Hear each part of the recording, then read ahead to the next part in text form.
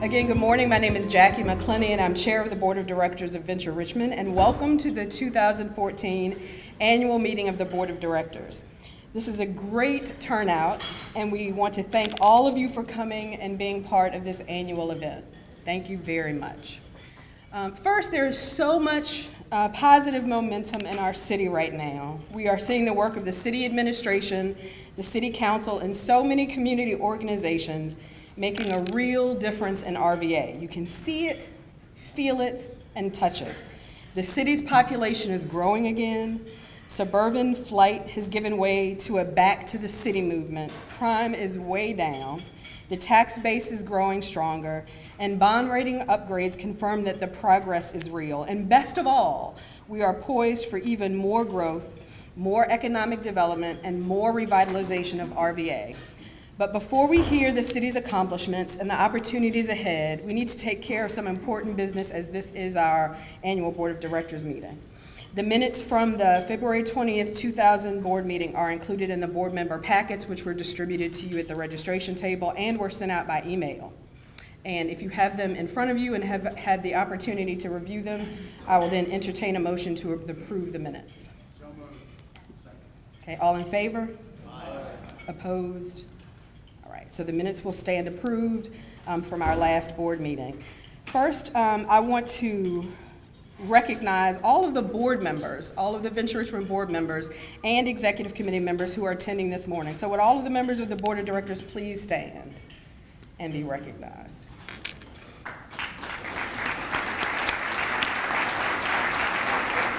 Very good.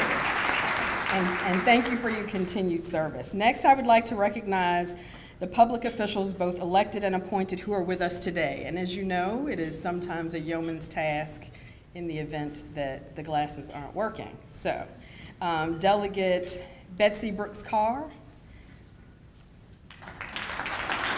Delegate Jimmy Massey, former Lieutenant Governor John Hager, former Delegate Frank Hall, and you will hear more from him later, but our Mayor Dwight Jones, President of Richmond City Council Charles Samuels, City Council Member Parker Agalasto, Chief of Police Ray Tarasovic, our new Superintendent Dana Bedden,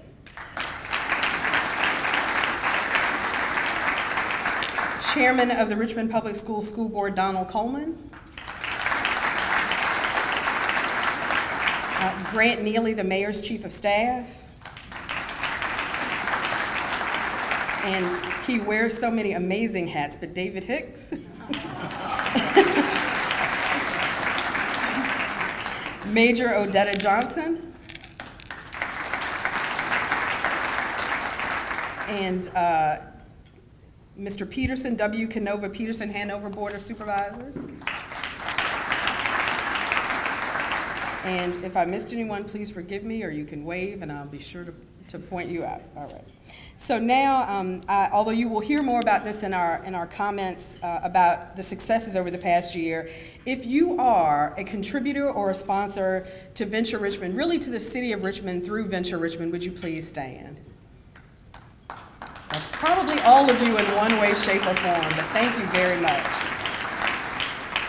And the first order of business, so we'll get moving so we get you out on time as well and on schedule, but the first order of business is the nominating committee report. And I'd like to call the chairman of the nominating committee report, Mr. Harold Parker, to come forward and present the report.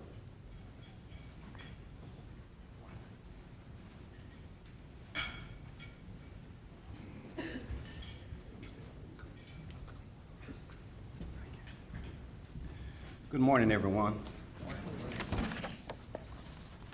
The members of the nominating committee were Mark Murridge, Jackie McClenney, Ken Ampey, Tom Brown, Pam Royal, Murray Doswell, Darius Johnson, and myself. The committee was assisted by Jim Watkins, and the copy of the nominating committee report is in your board packet. The proposed new members of the Executive Committee and the Board of Directors are as follows, and please would you stand as I call your name. John Stallings from SunTrust Bank, Tim Good, Wells Fargo, Doug Roth, BB&T, Zach McCleskey, HCNA Retreat Hospital, Scott Blackwell, Health Diagnostic Laboratories, Ken Greenwich, WWBT Channel 12, Bruce K. Markel Corporation, and Frida Thornton, FWL and Sons. Thank you. For the Board of Directors, we are recommending the election of Connie Hahn from Buckingham Greenery, and Junior Burr, Canterbury Enterprises, Robert Westbrook, KPMG, and 4 members of the Executive Committee will take senior status and will continue as board members, would not be voting members of the Executive Committee. They are Jim Ukrop, Mark Murridge, Ken Johnson, and Teddy Gotwell. The nominating committee is recommending the following slate of officers. Would you please stand? Jackie McClenny, thank you, Jackie, and Murray Doswell as vice chair and chair of the Executive Committee. President, Mayor Dwight Jones, Secretary, Mark Murridge, Treasurer, Tom Brown, immediate past chair, Robert Wirtz, General Counsel, John Bates. Madam Chairman, on behalf of the nominating committee, I recommend that this report be approved by the Board of Directors. Thank you. All right. So you have the slate of both executive committee members and full board members, and we really want to thank you for agreeing to serve on the community, and so I will entertain a motion to approve the nominating committee report as presented by Mr. Parker. Is there a second? All in favor? Any opposition? All right, so thank you very much, and again, thank you for your service and for being willing to support Venture Richmond, and most importantly, the City of Richmond. So I want to take a very few brief moments, as we do at our annual meeting, because we have some exciting presentations, both from our mayor and from John Martin, who you'll hear from later. But I just want to take a few minutes to highlight some of the successes of Venture Richmond, some of our challenges, and what we can look forward to in 2014. As you know, the primary mission of Venture Richmond is to promote the economic development of downtown Richmond. We are an advocacy group and a group that gets things done for downtown Richmond. We are the folks behind the community campaign that expresses the pride and optimism we feel for RVA. We have been advocates for the city's downtown plan and the new riverfront plan, as well as financial supporters of the plan. We have supported and provided seed funding for the 2015 World Road Cycling Championships. We have supported the Slave Trail Commission and took the lead in preparing the funding request case statement that went to the governor for the Slavery and Freedom Heritage Site.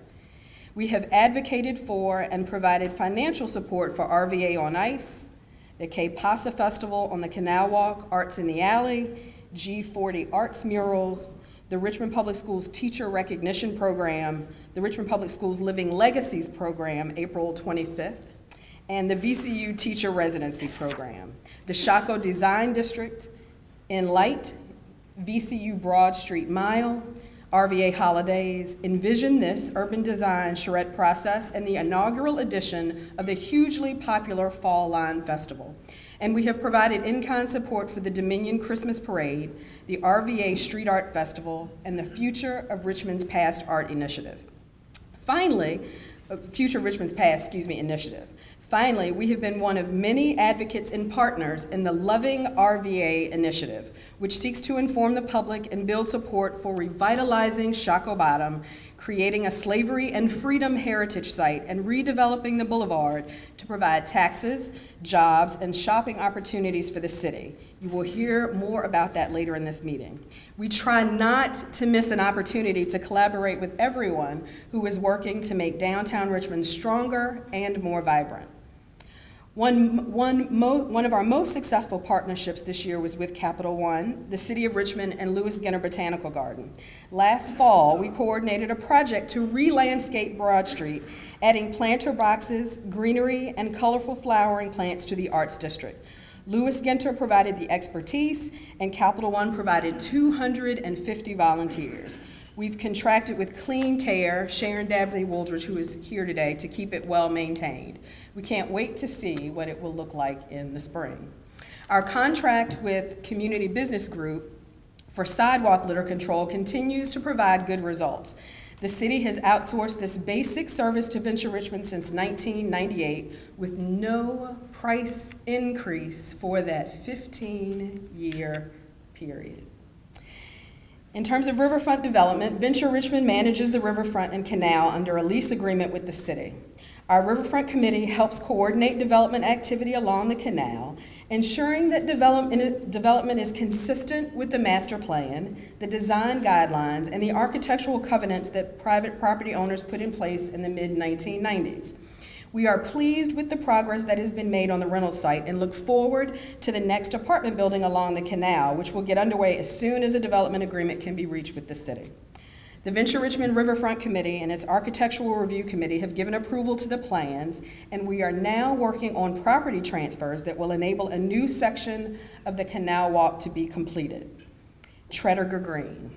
While you have probably heard the saga of Tredegar Green, our initiative to create a natural grass amphitheater on a riverfront site immediately west of Tredegar Ironworks. The city's riverfront plan refers to Tredegar Green as one of 10 pivotal places, a designation referring to underutilized sections of the riverfront that can be reconfigured as destinations.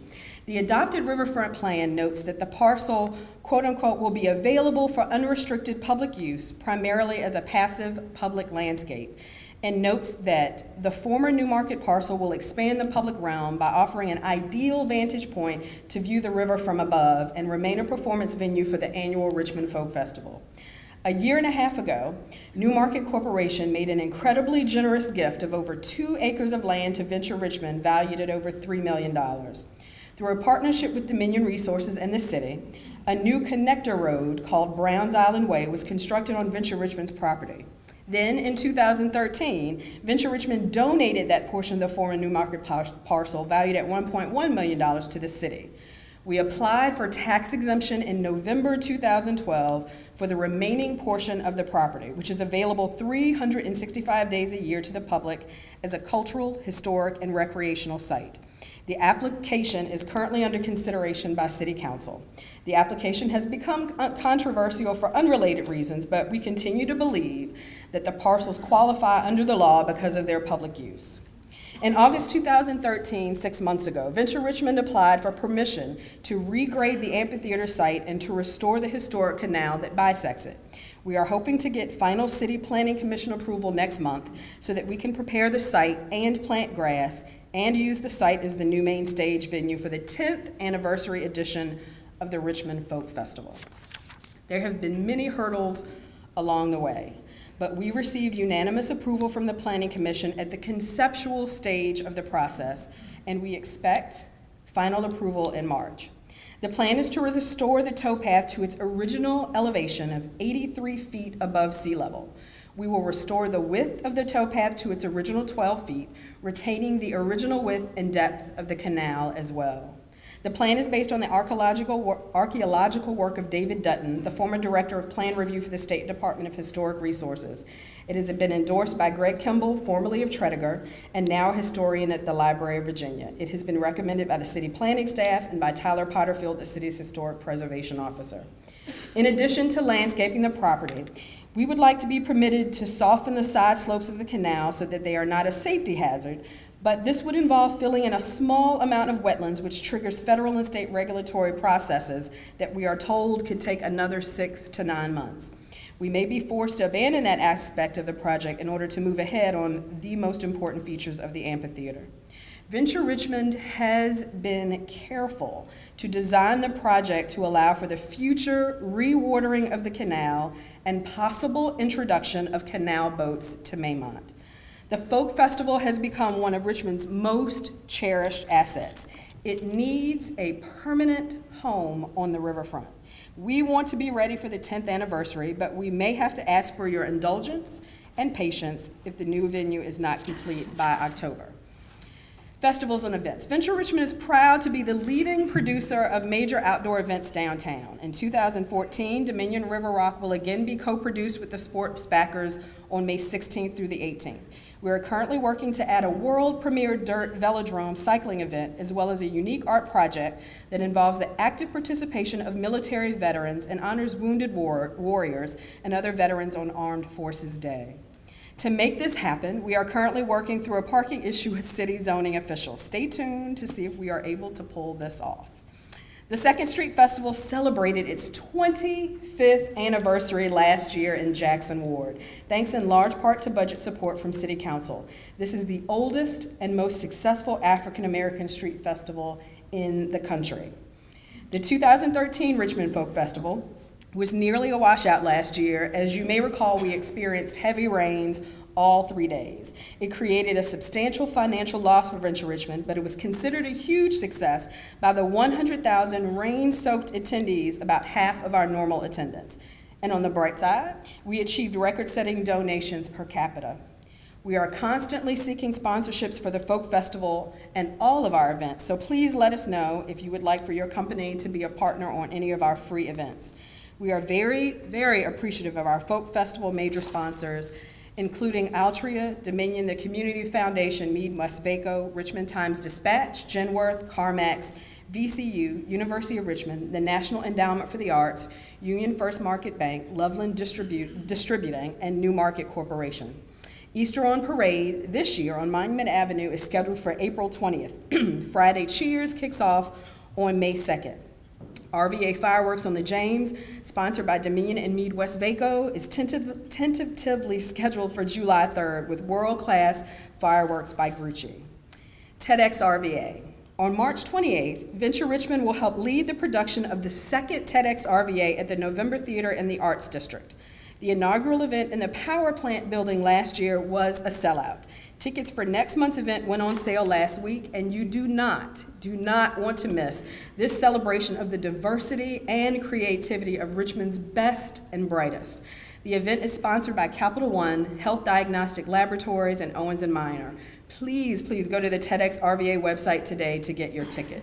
We will also be live streaming the event to multiple locations around town where free viewing parties will be set up to enable the public to join in. It will also be on that day live streamed on the internet. Finally, this concludes my report on Venture Richmond's activities during 2013, along with some of our plans for 2014. I certainly hope you'll agree that we have been a very, very supportive partner with the city and have contributed significantly to the vitality of downtown Richmond. Thank you.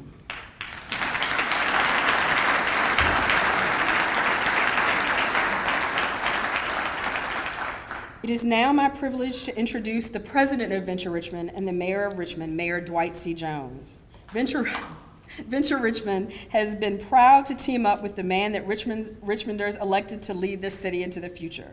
We support his efforts to revitalize RVA, and we are honored to be a partner with the mayor and city council in building on the momentum that we all can sense. Before Mayor Jones comes to the podium, we'd like to show a short video that highlights the city's accomplishments over the last year.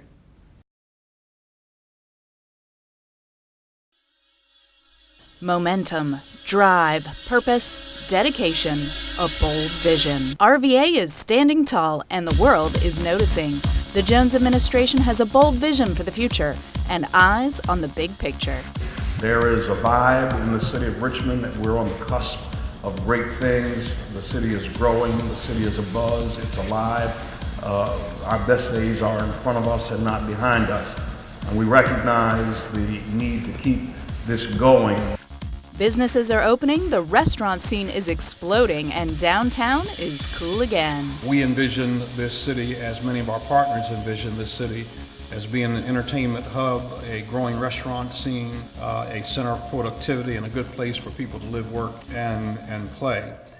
Construction cranes dot the skyline, and underused properties are seeing new life. I also want to just give you a few numbers here. 812 construction jobs, over 1,600 permanent jobs when the building is completely leased up, 40% minority participation, cumulative tax revenues of $117 million over the next 30 years. So to me, it's a win-win situation that makes an awful lot of sense. The Bon Secours Washington Redskins training camp was completed, and the 3 weeks of camp were a huge success, on and off the field. And even after training camp was over, the excitement continued as our youth took the field. We're proud to present to you today the Bon Secours Washington Redskins Training Center. It is done, and we're so happy. This has all been directed toward our goal of stimulating tourism, job creation, and new investment, particularly in underserved areas. The Atlantic 10 Women's Basketball Championship is coming to Richmond, and Richmond 2015 is right around the corner. Welcome to the RVA. We're very happy to be able to make this announcement today, and we look forward to welcoming your teams. We look forward to welcoming your coaches and your fan base to the RVA, and we know that you're going to have a wonderful time in the new Richmond, Virginia. So this is one of those events where it requires that you have vision, that you're able to see beyond today and able to see the promise of tomorrow. And so all of those persons who have signed on are people who see the great future that our city and the region has. Our economic impact study suggests our state and region will generate nearly $160 million in economic impact. That's a pretty good return on our investment. RVA is in the fast lane, and the Jones administration wants to make sure that everyone's got a chance to ride. We have about $20 million in HUD 108 funds that we would like to provide for gap financing. And I think that this is important because it says that we're in partnership, that we recognize that government cannot do this all by itself, and we recognize that we need public-private partnerships in order to build a robust and energetic city of Richmond. My administration has spent more than $39.4 million with minority and emerging small businesses. It was gratifying to me because we have set as a goal that we would make sure that as we climbed, as we grew, we would lift at the same time, that we would make sure that individuals who had not been included before will be included now. RVA, the world is taking notice, and your hometown is in the global spotlight. And while the Jones administration is looking at the big picture, don't think that doesn't include the picture from your window. During 2013, Fire Station 13, the East End Library, and Bellmead Community Center were renovated, and the Richmond Animal Care and Control Shelter is under renovation. There have been major upgrades at the Juvenile Justice Detention Center, the Water Treatment Plant, and the Bird Park Reservoir. And the new state-of-the-art Martin Luther King Jr. Middle School just opened and is the third school to open within the last 13 months. This is a red letter day in the city of Richmond as we prepare our young people for a brighter future. And our job is to prepare an environment in which they can learn. RVA's streets have also seen upgrades with the paving of 129 lane miles. Almost 13,000 potholes were filled and 145 new streetlights were installed. Bike racks and bike sharrows continue to be installed across the city. There were also 31 intersections in downtown that had pedestrian countdown signals installed, and over 2,300 trees were planted across the city. Public safety has also had major investment with the naming of a new police chief, 23 new officers graduating, new police vehicles hitting the streets, and 17 new firefighters graduating. And with this, Richmond has seen another year of record low crime numbers. Reflective of our efforts to ensure that our public safety officers have the right support and equipment, we're providing these cars for the officers today. It has been a pleasure during this administration to be involved in upgrading the facilities of our firefighters and making our community safer. We're buying new fire trucks. We're renovating a new fire station approximately every year. But while Richmond is experiencing an economic boom, many of her residents are missing out on this renaissance and are stuck in poverty.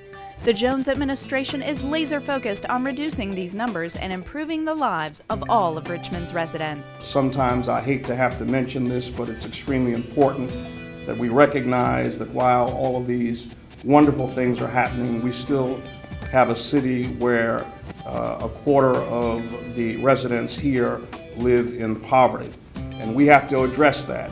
And so I want you to know that the Anti-Poverty Commission report has not been sitting on a shelf, but we're ready to focus on some solutions.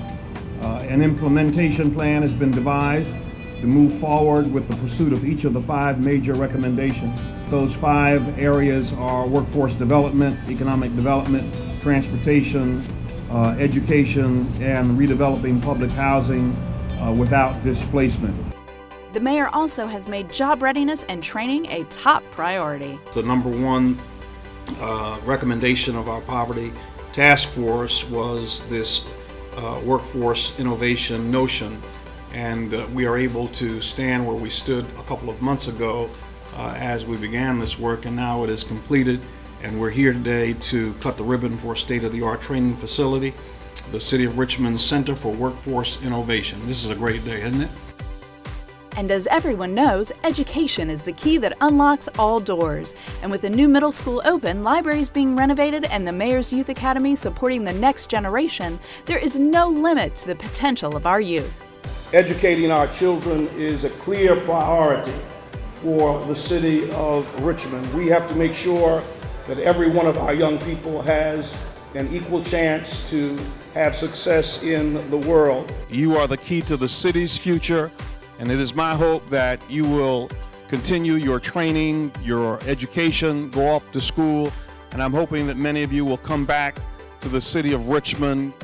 And now, as the Jones administration continues to keep an eye on the horizon, an undeniable opportunity to revitalize and reinvent part of this great city is upon us.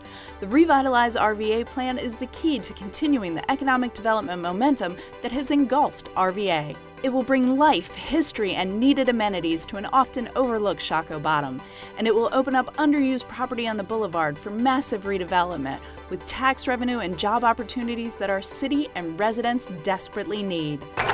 By developing Shockoe in an innovative and historically sensitive way, we'll be able to unlock 2 of the most valuable pieces of land on the East Coast, generate nearly $200 million in new net tax revenue. Now, what you need to hear is that this money can be used for public schools. This money can be used for transportation. This money can be used for public safety. And this money can be used to continue to make Richmond a Tier 1 city. And as Richmond's star rises, we must not forget that volunteerism has always been the engine that drives this capital city. Citizens and residents and organizations just like you stepping up and leading RVA forward. And we want to encourage you to reach out of yourself and do something for someone other than your family. And so today, I want you to think about what you can do to help keep that momentum going all year long. Think about reading to a child, helping a neighbor, thinking about giving blood, donating food, thank a police officer or a firefighter. The options are limitless. We've always said that Richmond was a city on the move, but the momentum is building and Richmond is a train that just can't be stopped. Hop aboard, experience the Renaissance, and look through the lens at a bold new Richmond.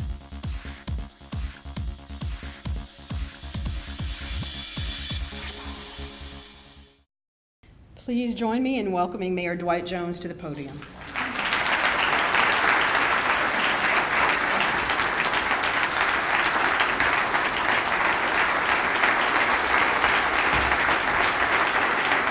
Thank you so much. Thank you. Thank you so much. What a pleasure it is to be here for Venture Richmond. Venture Richmond means a lot to me. And for those of us who have some miles on life's odometer, we'll remember Richmond Renaissance, which was the precursor, and now Venture Richmond. But I've spent a lot of early mornings with this group. And there's nothing better than speaking to a crowd at 7:30 in the morning, because everybody's just live and ready to hear what you have to say. And everybody's not as smart as Mary Doswell, who who has a little old-fashioned glass up here, but it's iced tea, right? Let me take a moment to express appreciation to one or two people, and this is not on my script, but I just want to say it. I want to thank Jack Berry and the Venture Richmond organization for the wonderful work that they do, and I wonder if you'd help me give them all a round of applause. Jack, Venture Richmond, all of those who work with Venture, would you just stand up? We want to thank you for the fine job that you do. Venture Richmond, thank you so much. And I also want to give a shout out to Jim Watkins. I know that something else might be said, but it won't be said by me, so let me say that we appreciate your sterling work with Venture Richmond over the years. Jim, thanks for a job well done.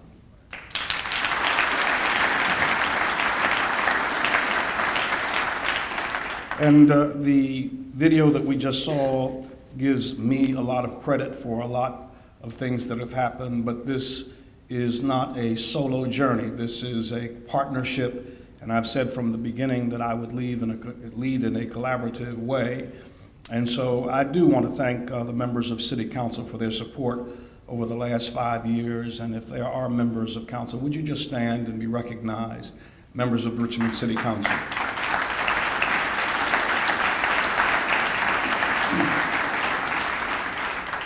The last time we were together, we were in a different place as a city, but we're facing many of the same issues today that we faced then. 1 year ago, we faced the opportunity to bring Washington Redskins to Richmond, and I'm here today to say that we made the right decision. We faced down the doubters. We heard a lot of questions, important questions, questions like, how much does it cost? Questions like, why can't we just wait? Why do we have to act now? Can we do something else instead? How can taxpayers pay for this when we need schools, when people are living in poverty, when we have other needs? And you may imagine that we're hearing the same questions again today with respect to revitalize Richmond. And as we wrestle with these questions, it's important to remember the results that we have been able to produce. If you look at the Redskins project, together with Bon Secours, we forged an 8-year partnership with the Redskins, and after just 1 year, we've already realized a $10.5 billion economic impact. And we did it with no ultimate cost to the taxpayer. The $10 million that we loaned to the EDA to build the facility is all coming back to the city through sponsorships, through tenant rents, and through facility rentals. And to date, we have realized $6.5 million in signed leases and naming rights agreements, and we're in the midst of negotiating another $3 million in leases for the second floor. That's over $9 million of the $10 million we advanced to EDA, and we're working with the EDA to develop other revenue sources to get us to break even and then to move to profitability. And by every measure, this plan has not only yielded what we said it would, but it has yielded so much more. The plan was to identify pieces of land that were not generating tax revenue and to make them start generating new money for the city. And I'm pleased to report to you today that that's exactly what is happening. That plan generated $40 million in new private investment in the city. $16 million of that is in the East End and in the central city, which is major. The project is bringing more than $400,000 in new taxes annually, and it's generating new jobs and new health services. And in the West End, the Bon Secours School of Nursing is moving to the old West Hampton School, and the site will go from producing no revenue for the city to generating new revenue for the city. It's going to bring jobs that had been outside of Richmond, and we're moving them into the city of Richmond. And so that's why I'm so glad that we stuck with this and worked with City Council to gain their support so that this plan could be solidified. This is great for our city's tax coffers, and great for the city's public spaces and amenities. It's great for the exposure of our city, and it's really great for the brand of the city of Richmond. And today, I want to report that we can be judged by the results that we're delivering. We have accomplishments that we can point to, accomplishments like the Redskins Park, accomplishments like 4 brand new schools, accomplishments like a new city jail, 6 renovated libraries, the renovation of the landmark theater that's going to be renamed later on this week, 6 upgrades to the city's bond rating, the tremendous work of our Anti-Poverty Commission, and the World Cycling Championships that will be coming in just a short period of time. These are all results that we are delivering, and there can be no mistake about it. In everything we do so with the following principles in mind. The first principle is that we will be competitive. The second principle is that we will have a tangible return on any investment that we make. And the third principle is that we will expand our opportunities for inclusion so that all of our citizens have a meaningful chance to share in our promises, but also to share in our challenges. And all of the things that we're doing, these are things that we are doing to combat poverty, to expand our tax base, to create jobs and generate opportunity. All of these things are with an eye toward the bigger picture that will help us as a city get the outcomes that we need to see on so many fronts. Because at the end of the day, what all of us in this room want is a better Richmond. We want the best Richmond for all of us, but especially we want a great city to leave to the young people because they are our future. We're promoting major economic development projects designed to help nurture our competitive advantage. In Shockoe Bottom, for example, we're bringing the train station alive to include a new welcome center, to include an indoor market. Main Street Station will also serve as a multimodal transportation center, linking Amtrak, the Megabus, GRTC, and other forms of transportation. We're also planning investment in riverfront development that will connect the river's use to downtown and remove pedestrian barriers to ensure greater access to the river. And as we speak, Gateway Plaza is going up, and in anticipation of job creation opportunities that will accompany the completion of the 2015 Panama Canal expansion, we're investing in the Commerce and Deepwater Terminal Road areas near the Port of Richmond in order to attract businesses and potential jobs. Since we have revamped the governance structure of the Port of Richmond and leased it to the Virginia Port Authority, we have made good progress. For example, there are now 5 barges a week between here and Hampton Roads, and that's up from 2 barges a week just 2 years ago. We're also focused on the revitalization projects along our front door, which is Broad Street, and for the greater downtown arts and cultural district. The latest illustrative example of our progress is the $30 million redevelopment of the former Central Fidelity Bank building. This long neglected, iconic structure will create new commercial energy in our downtown, and in turn, it will nurture continued job growth and generate new tax revenues. We are no longer hemorrhaging people, and we are no longer hemorrhaging money. Those days in the city of Richmond are past. It's important for you to know that today, Richmond is growing again. Today, young people are moving not out of Richmond, but they're moving into Richmond. Our finances are growing stronger, not weaker, and we are now just one step away from top-tier AAA bond rating on Wall Street. Our strength no longer depends on the surrounding counties. We're growing strong on our own because every great region needs a strong core city. Richmond has never had momentum like this before.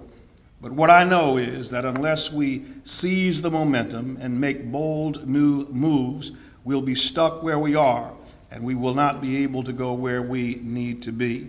The reality is that as the city grows, so do our expenses grow at the same time.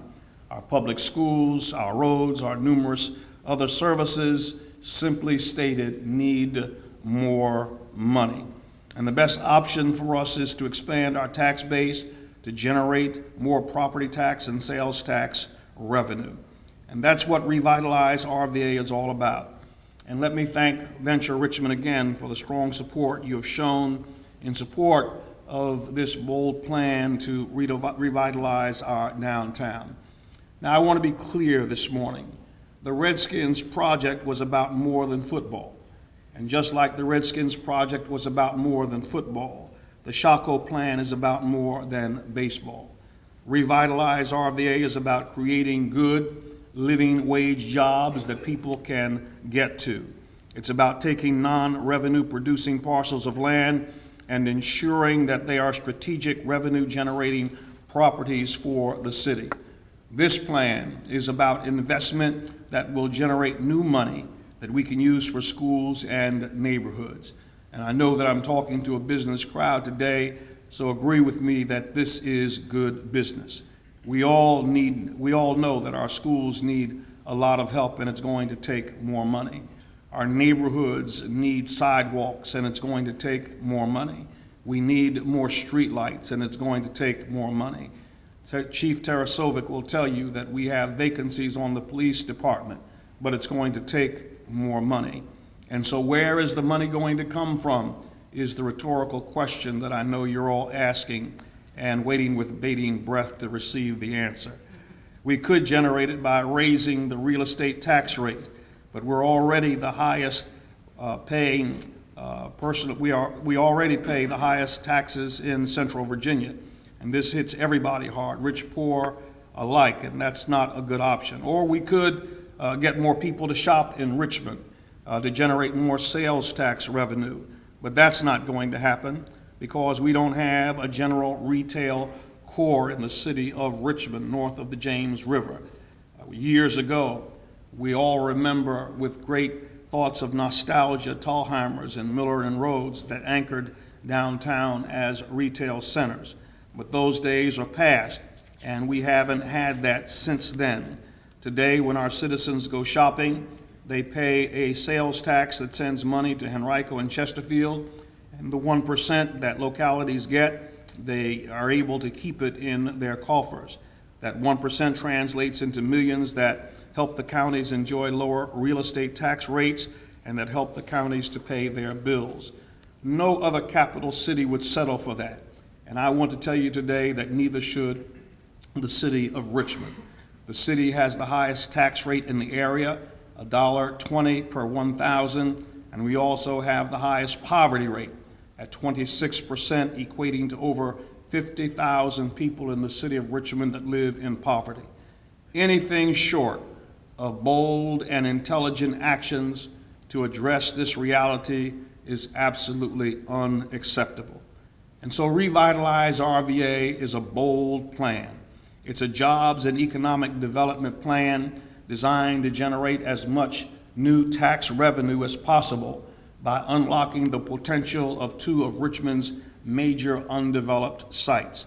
It takes an underproducing asset in the floodplain and makes it produce. It opens up to get the best use and value from the boulevard in a city where we have limited strategically placed assets in good positions. This plan turns that strategic underutilized land into a high-producing asset. I want to keep professional baseball in Central Virginia, and we want to do it in a way that benefits not just the baseball team or the baseball fans, but we want to do it in a way that benefits the city of Richmond most. That clearly means that locating the ballpark in Shaco is the best plan. We need to do that so that we can mitigate the flooding problem. We need to do that so that we can open up the boulevard for full development. The alternative is a course that leaves Shaco behind and fails to create the right conditions for the slavery and freedom site to succeed. Ladies and gentlemen, that's the cost of not acting. That's the cost of delay. And so my message to you this morning, my message to Venture Richmond, is that when we look at the next 20 years, let's do so with a vision of leaving nobody behind. A real vision for our city has got to include the 26% people who live in poverty. A real plan for the city has got to include not just some of us, but it must include all of us. And so a real vision, our vision, considers the state of our schools and the needs of our children. And what we have right now is an opportunity to address our problems in either a small way or in a big way. For me, the choice is clear. We must get the best return on our investment, and we must continue to follow our core principles that have been getting results. It's time to meet these challenges in a new way. It's time to meet these challenges in a bold way. This city can be the greatest city in the nation. All we have to do is seize the opportunity. And I want to thank you for your continued support, and I believe that as we go forward, we're going to get the job done. Thank you so much for listening to me today.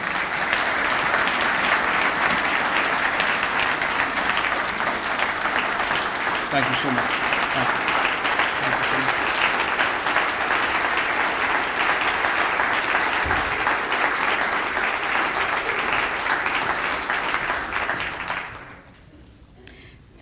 Thank you, Mr. Mayor. We support your efforts. We applaud your leadership. We welcome your vision and want to be part of it. This is how great cities are built, with strong mayoral leadership, strong legislative leadership from City Council, and many supportive partners. We're glad to be one of your partners. Our final agenda item is to hear a presentation by John Martin, the President and CEO of the Southeastern Institute of Research based here in Richmond. SIR is part of the knowledge revolution, taking research and making it actionable. John has looked at the future of cities in America with a focus on millennials, and he has applied his research to the opportunity we call Revitalize RVA. Please welcome John Martin.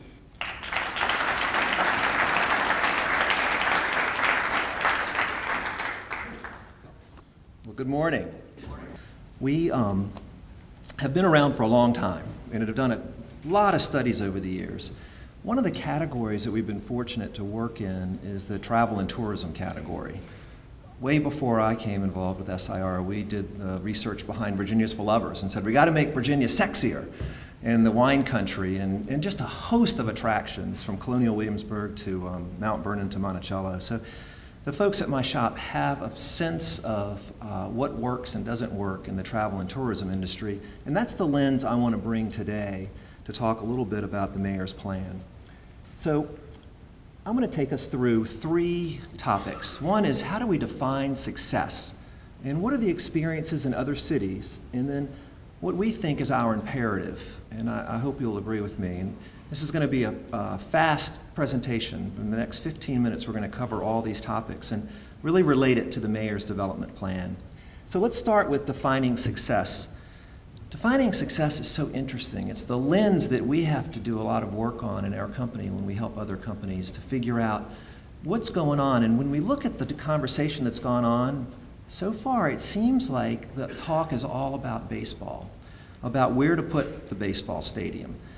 In addition to that, we feel like there's also been some conversation about the baseball stadium isn't right for African American cultural heritage sites. It's not right to be next to a historical site. And so we took that perspective, those two issues, and went a little deeper and looked around the country to get a glimpse of sort of what's going on, if you will. The one thing that I think we can all agree on is that we want this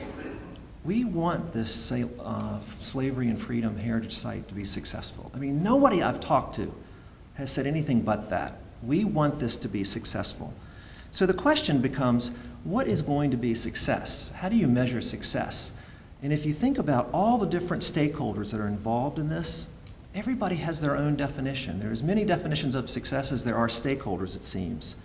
But when we think about it in our experience in travel and tourism, we think about definitions of success that center on educational center, tourism asset, community asset, being self-supported, being a cultural bridge, sort of this growing visitation idea. And we think that growing visitation is the key performance indicator, the key KPI. If you have growing attendance, you can do so many other things. And the attractions that don't have growing attendance, they're looking to cut many things. And so think about that. What is that key indicator of success in your company? Everybody has one. And we think in the travel and tourism business, it's really all about growing attendance. Growing attendance allows you to do many, many things.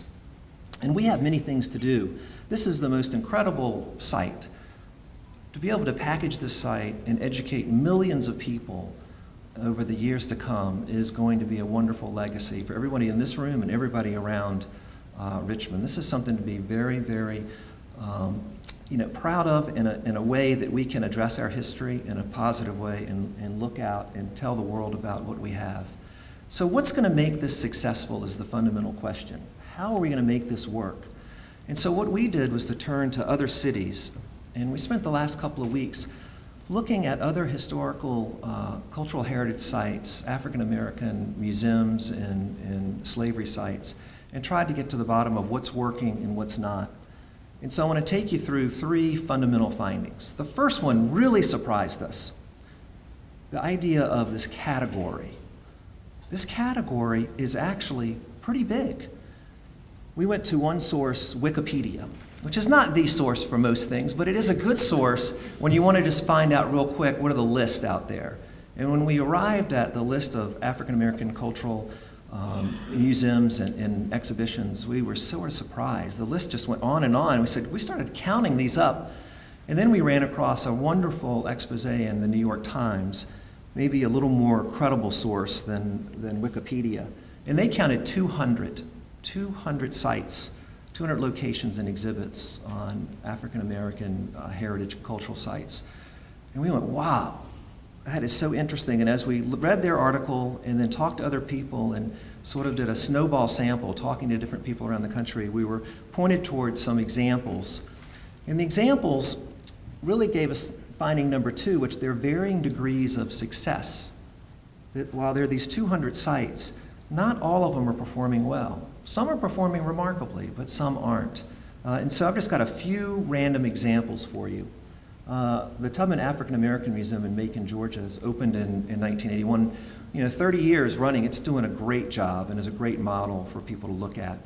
Birmingham Civil Rights Institute really started in 1988, and it's really a wonderful example of a community conversation that's now taken on a national perspective. And what goes on there, it's really been a wonderful place that brings thought leaders together to talk about the past and what it means for our future. Another great example of success is what happened at the Lorraine Hotel. It's now the National Civil Rights Museum in Memphis, and we all know what happened there. But the real story is this opened, some 10 years ago, and it really has it got off to a slow start, but now it's really doing well. In fact, there's a $28 million renovation that's about to open up in April, and it's really been, I think, a great success story. And in the making, it has been in the making for 10 years. But on the negative side, there's some stories that aren't as great.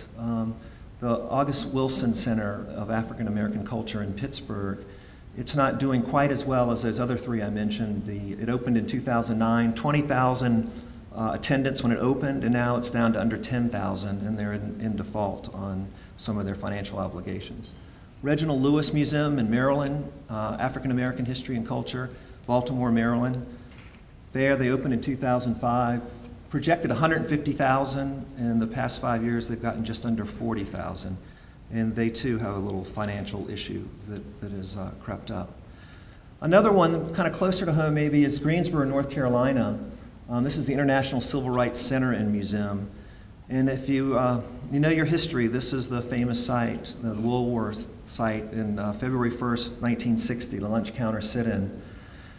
So looking at the statistics here, opened in 2005, they thought 200,000 was a good number for annual attendance. In the first 6 months, they got 40,000. And they don't release figures now, but we call them and talk to their executive director, because when we did our research and were looking online, we saw all these stories about their financial difficulties.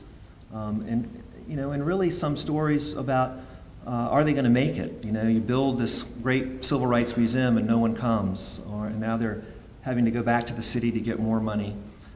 So we're going to share a little bit more on that in a minute, but talking to them was very insightful. Number 3, and really surprising to us as well as this category being so large, is that there are new giants on the horizon, and I think giants is the right word. Just amazing what is happening out there. If you go just a little bit to the north of us in Washington, the Smithsonian National Museum of African American History and Culture is about to open next year. And boy, does it have the right location.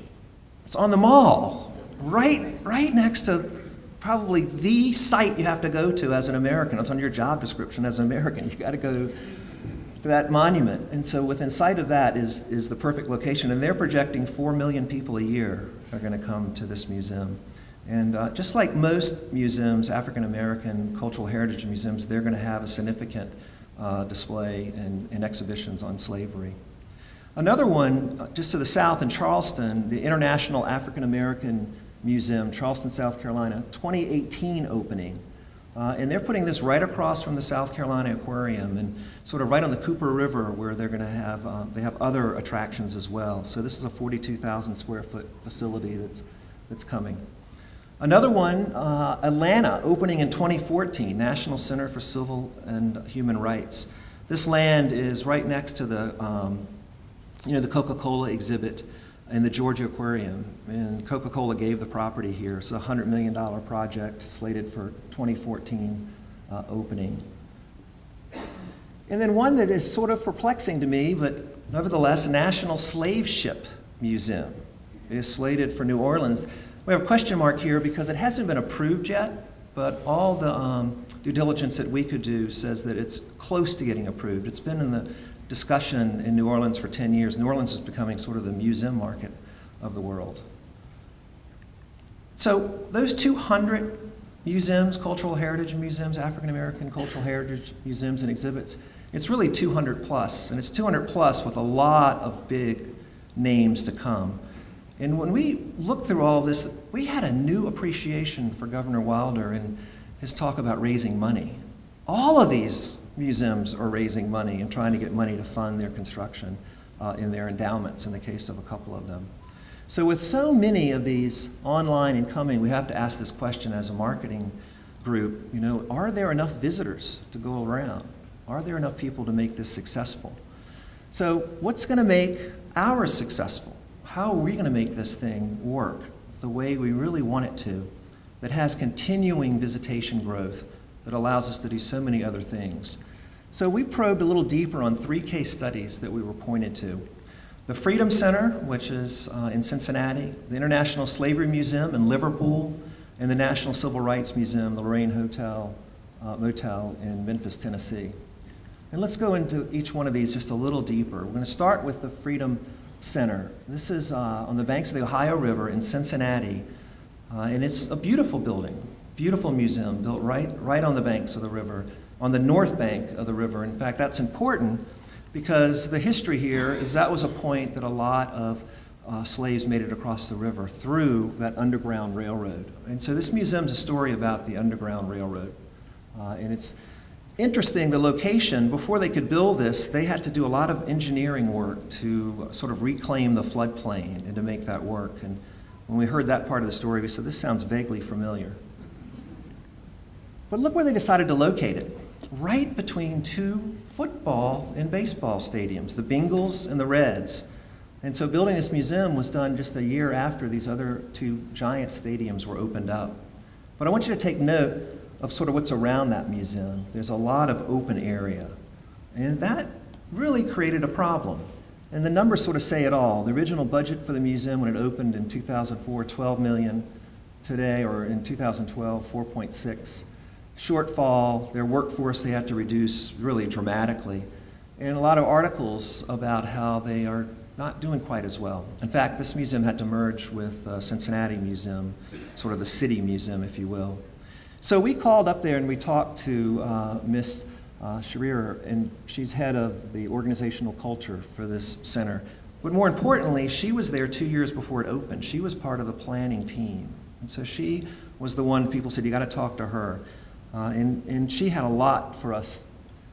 She said the financial challenges started because the revitalization projects, the restaurants, the shops, the lofts, the hotel, were not developed as planned when they built the museum.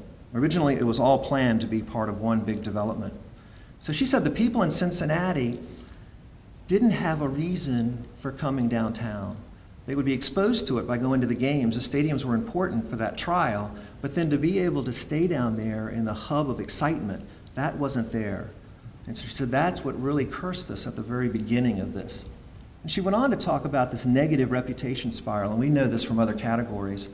You know, once you start slipping, that slope gets really slippery and you start going down. So when you don't have your visitation that you want, and articles go out and people start talking and staffing cuts and the media, then the credibility of the center declines. And then it's harder to recruit people, and it's much harder to raise money because people like to give money to something that's doing well.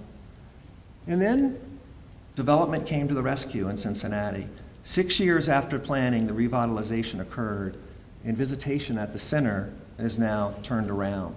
So I have a box around that area because what has happened is development. Restaurants and lofts, apartments, all have come to that area. And now the revitalization has occurred, the area is buzzing with people. And it's spilled over into the center, and it's reversed the center's sort of decline in attendance. And now they're seeing it grow in terms of visitors. And now even a bigger draw for conventions. They're winning their share of conventions, and in fact, they told us that the Black Baptist Convention and the National Urban League and National Teachers Conference and some faith-based organizations have said, we chose you because we wanted to have our receptions and such in the center, which is right in downtown. So we asked everybody we interviewed, what's the lesson for RVA? What would you want us to tell a gathering of people like you? And she said, it's critical to have the city revitalization as part of the center. There must be life around the building in order for people to come. Okay, let's move across the pond. We're going to go over to Liverpool now. So Liverpool has the International Slavery Museum. And this is quite an attraction. It's built on a UNESCO World Heritage Site. And there are just a certain limited number of these around the world. And they're really special. And this has historical significance because it's right across from where they built slave ships in England. Built right on something called the Albert Dock. And the red dot is literally where this museum sits, the International Slavery Museum. It's interesting, though, it's not a separate building. It's part of the Merseyside Maritime Museum, which is really part of the National Museum of England. It's the only one based outside of London, in fact. And so on the third floor is where you find this International Slavery Museum. And that's significant because they said we started off small and now we're expanding. But nonetheless, they had a great location to start with, and they had sort of immediate success when they opened up, projecting 200,000 annual visitors, and now they're just under 500,000, 452,000. And so they started off with a bang, and they really have held that sort of attendance. One thing they have going for them, I have to say, is that they've got one of the 3 best words in marketing, free. So that's pretty good. I think they probably use the word new, which is the 2nd best word, and I can't tell you the 3rd best word. But if you look at where they're located, they're just a few minutes from the Museum of Liverpool. And that inset picture is a picture of that Museum of Liverpool, which is one of the most popular attractions in Liverpool. They're also just a few minutes away from the Beatles Museum, and that's a fun place to go and gets a lot of traffic, people coming to learn about the history of the Fabulous Four. The Tate Shop is sort of a high-end, edgy Nordstrom's, and that's another attraction that's in walking distance. And then a whole host of restaurants, trendy restaurants. And then something that's even bigger is within a 5-minute walk, there's this location called Liverpool One. And Liverpool One is a huge, huge mixed-use development. It's sort of like downtown Short Pump on steroids. When you go there, a lot of retail shops and a lot of energy and excitement. So when you look at all of this, what they have done with the Albert Dock is they've created a village. They had a development plan and they executed it flawlessly and redeveloped an entire area that was certainly depressed into a thriving village. And that's what we heard when we talked to Amy Hoya, Executive Director of Development of this national museums of Liverpool, of which the International Slavery is one. The continued regeneration and developments along the waterfront in the city with the huge Liverpool One retail development has certainly increased footfall to the Albert Dock and the wider Liverpool waterfront. So, success, you bet. In fact, the head of the National Museums of Liverpool said the National Museums of Liverpool attract more people now than we did during Liverpool's year as a European capital of culture 5 years ago, and nearly 5 times as many as a decade ago. So they really have cooked in success by building a village. One more, the National Civil Rights Museum, and this is the museum that's in downtown Memphis at the Lorraine Hotel. We talked to Barbara Andrews there, and she was part of this success story. She was there at the beginning and really understands sort of the evolution of what they've come through. And when we talked to her about where they are and where they've come, she talked about opening in part of a depressed area downtown that was an urban desert, and that they had to work really hard to get visitors to come at first and to get them to come back. And what she's saying now is that development plan now has really been fully executed. And it's taken years, but it's finally been executed to the point where they now have a new baseball stadium. South of Beale Street's been developed into an art district. The trolley routes have been extended and better headways there. And so she said that's made all the difference for her in her attraction. So our conclusion from just looking at just a handful of case studies and talking to experts around the country is pretty simple. A hyperactivity center coupled with a heritage site is the recipe for success. Success in terms of driving attendance. So if we want this site to work here, we've got to think about marketing. We've got to think about what's going to drive attendance. What's really going to make that one key performance indicator be a huge success for us. So that leads us to what we think is the imperative here. When we think about the mayor's development plan, and it was called in one document we were reading, the Ballpark Village Development Plan. We said, well, that's interesting, the Ballpark Village Development Plan. Again, the focus on ballpark. The real focus is what's beneath that. 750 apartments, a hotel, a grocery store, and this slavery and freedom heritage site. What we think the most important words are there, or word, is really village. Because that's really what all this development's about. It's about building a village, a critical mass that's going to get people to want to go down there, and a whole lot of people that are going to call it home, especially the millennials that we study so much in the work we do. So we feel like perfect could be the enemy of good here. That what we're trying to do is a good plan to revitalize an area that's going to be so important to our future. So we think the question really becomes, how do you make this work? How do you figure out a way to bake in guaranteed visitation? And in all of our work over the last couple of weeks, we came across this one gentleman, Mr. Demerson. He's the executive director of the International Civil Rights Center and Museum in Greensboro. And he was so passionate, even with the problems that he's trying to figure out in Greensboro with his attraction. He was so passionate about what this means for America, all of these 200 plus sites. And his advice for Richmond when we ended the interview was really almost poetic. And this is what he said. America's story is one of bettering itself, the capacity of a nation to grow beyond our history. These are America's values. The community and the nation have to embrace growth. Human beings change even as they hold on to key traditions. We can't hold on to guilt. We can use culture as a barrier, or we can use culture as a bridge. And everyone has to decide if they want to be a barrier or a bridge. We wanted to bring him up here to Richmond. Really an amazing gentleman, and I say gentleman because that's the way he sounded and the way he talked. So when we think about the mayor's development plan, we think it really is a bridge. It's a bridge to make the Slavery and Freedom Heritage Site a guaranteed success, and it's a bridge to make our downtown and entire city a guaranteed success. Thank you very much.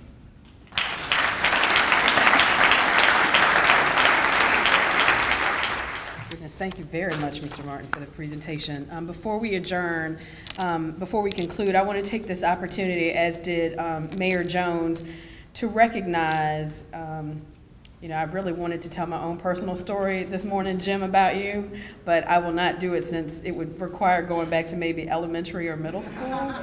But I want to take this opportunity to recognize Jim Watkins, Venture Richmond's Deputy Executive Director. Jim has announced that he will retire at the end of this month after working at Venture Richmond and its predecessor, Richmond Renaissance, for the past 12 years. Most of you would never know it, but Jim has had some health challenges, yet he hasn't skipped a beat when it comes to being a major force in our community. Jim is in charge of the riverfront, among many other duties at Venture Richmond. He is the reason that the canal walk is beautifully maintained. He is the reason that our canal cruises operation set another attendance record last year. His personal attention to every detail is legendary. To us, he is Mr. Riverfront. He's been a leader in downtown economic development for decades. He's been a leader in building support for Richmond Public Schools. He's been a leader in building support for supplier diversity among major corporations. And he's been an amazing employee and partner with Jack in leading Venture Richmond since its inception. I have no idea what we will do without him. So I want to ask Jim to come up and to receive a gift from Richmond and ask everyone to stand and recognize his service to our community.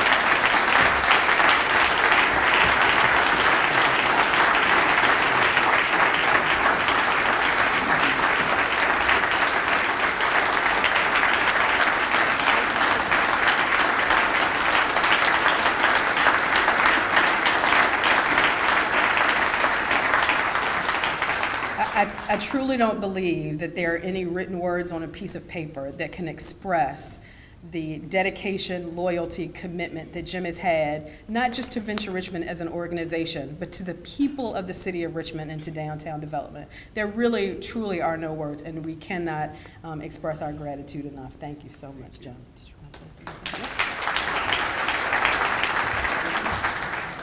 Thank you. Thank you, Jackie. I can't believe they showed the photo of the singing Valentine that my wife sent to me a few years ago. So Renee and the group did that. Thanks a lot. It's been a great journey. I've made a lot of friends along the way. Actually made some enemies as well. But I've met a lot of great people. I've worked with a lot of great people. Been involved in some challenging projects. I've been involved in some great projects. And it's all been for the city that I love. And I want to just take a second to echo my thanks to the mayor for his leadership and council for their leadership and support of the mayor. I will be gone but not forgotten and not far away. So thanks again, and Mr. Mayor, you'll be hearing from me. I'll have more time now. Thank you.